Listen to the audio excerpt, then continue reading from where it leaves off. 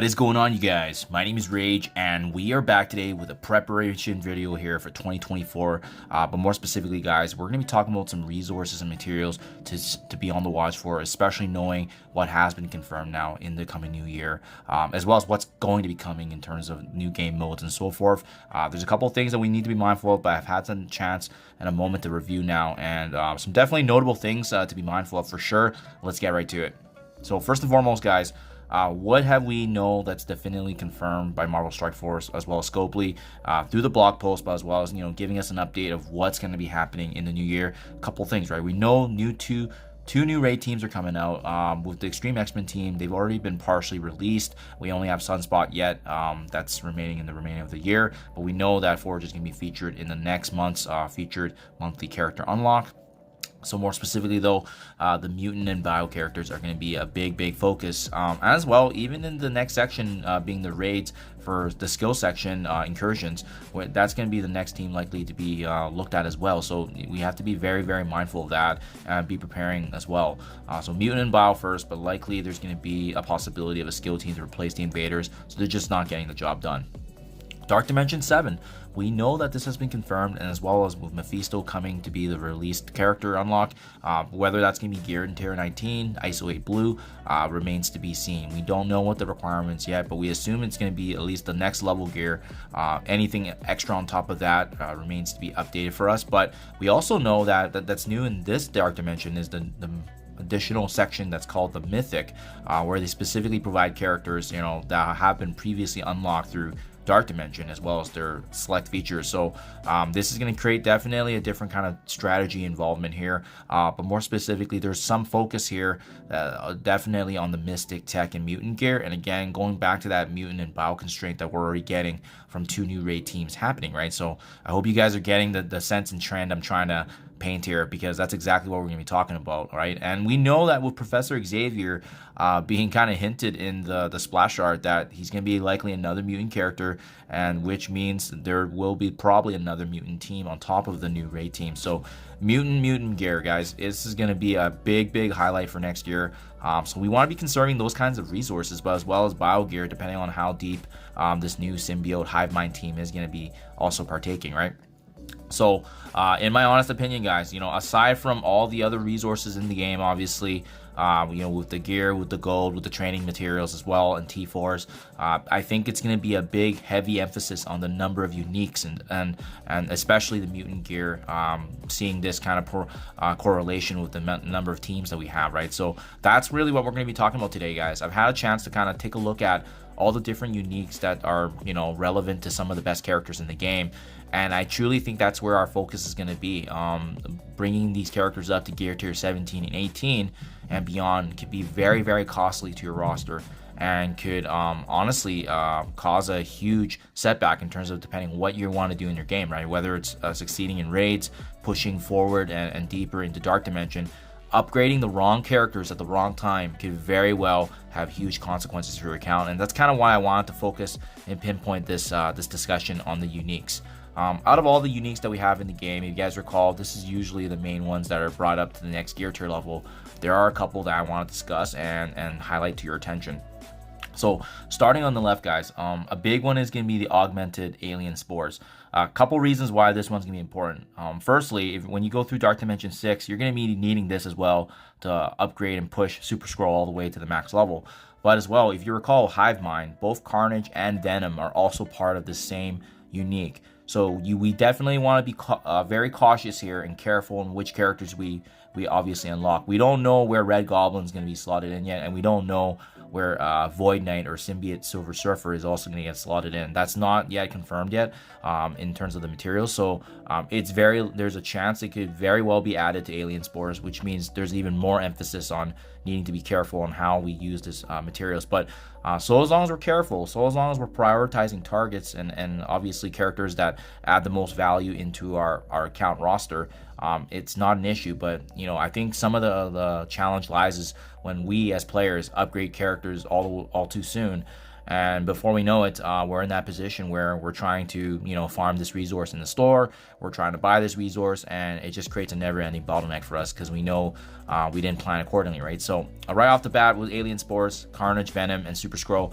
are going to likely be strong considerations for this resource. So you definitely want to be mindful there. Astral Energy. This one's a very interesting one because it used to be the meta, and there's obviously many characters that fit into this mold as well. But I think the most important character to talk about here is Apocalypse.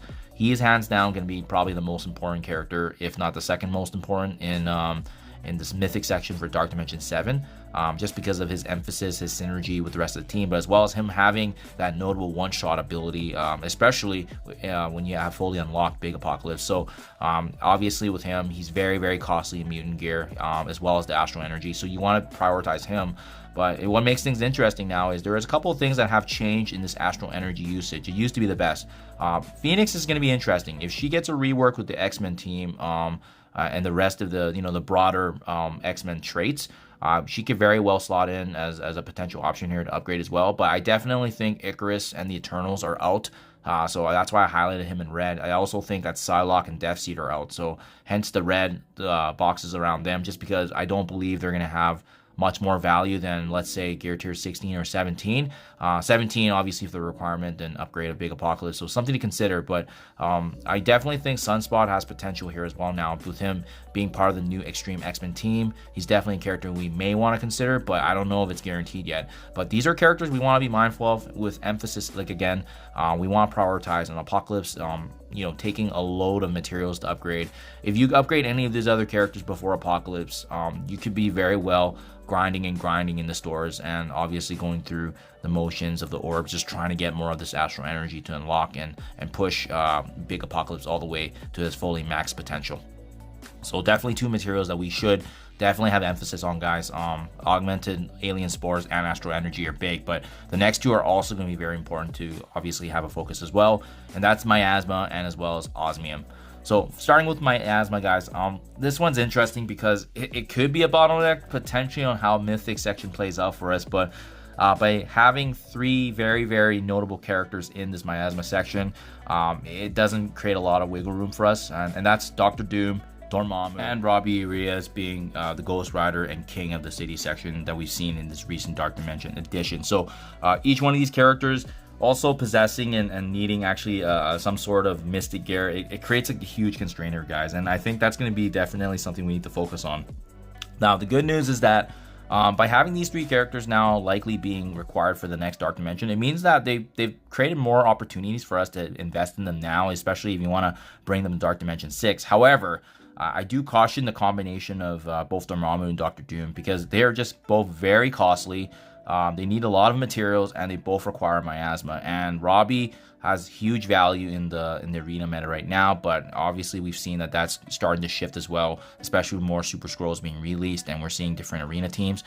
His value might go down in terms of the arena meta, but his status as well in the Dark Dimension still remains very strong. But it also means that the characters like Adam Warlock, Cloak, Deathpool, Hela, these are characters that are, can be still relevant in the game meta, but I wouldn't recommend upgrading them anymore, just because we see that Dr. Doom, Dormammu, and Robbie taking precedence, and that's why we do need to have this emphasis and focus on which uniques and which characters, if you're going to utilize these uniques, to prioritize, just because of their value and impact to your overall account.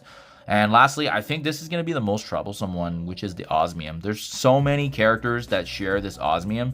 I've received many comments on in my Dark Dimension 6 preparation and overview videos on why I didn't include characters like Iron Man, Infinity War, Nightcrawler, Gambit, and so forth. Part of the issue is the fact that all of them share Osmium, and out of this cluster, the only one I can definitively say that's guaranteed we should bring into Dark Dimension and other game modes is Val.